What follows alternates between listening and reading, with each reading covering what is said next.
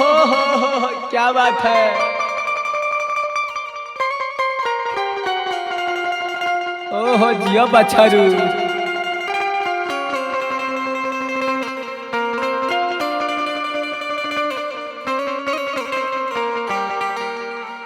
ये भैया हाँ हाँ ये फागुन के महीना में का हो।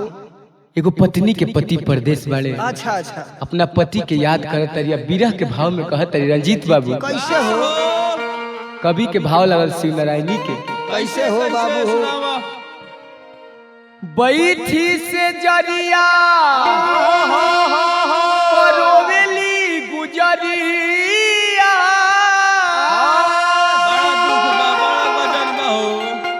लौटा धुनी रे केसिया आ तोहर करानावा न भाविला फगुनवा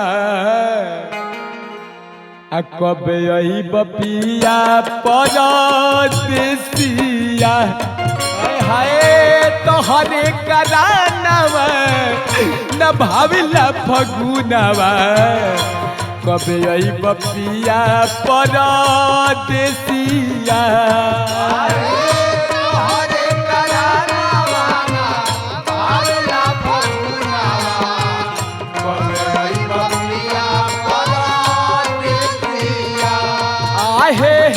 तोहर करानावा न भाविला फगुनवा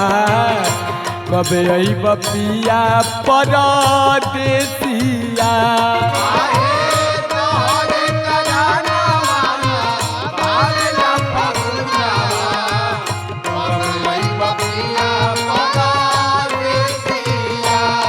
आहे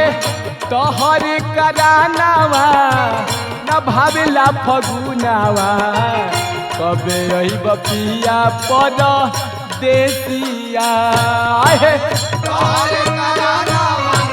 भाविला फगुनवा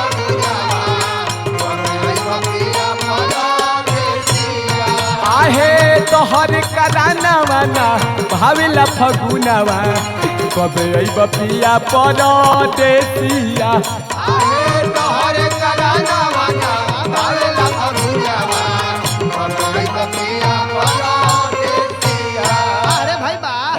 तो बलमुआ तो खूबे बतियती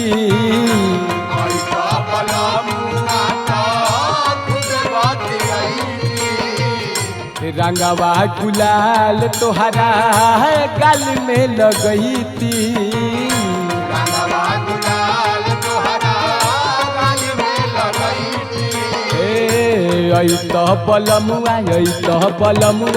तो बलमुआ तो खूबे बतियती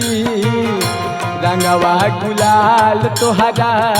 गाल में लगईती करे इंतजार रोजे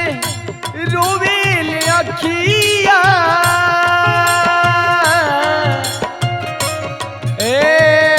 भइले पगली के भेसिया करे इंतजार रोजे रोवेल अखिया भइले पगली के भेसिया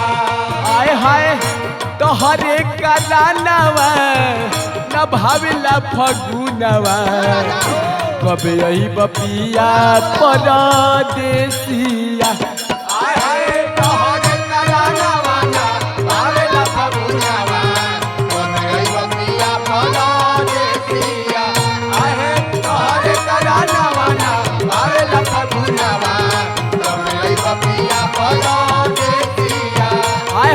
तोहर करानावा न भाविला फगुनवा कबे आई बपिया परदेसिया। आऊ का कहतरी भैया अरे जब जब बहेला फगुनी बेअरिया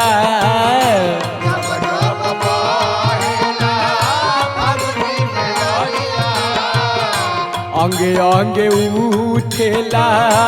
हमरो लहरिया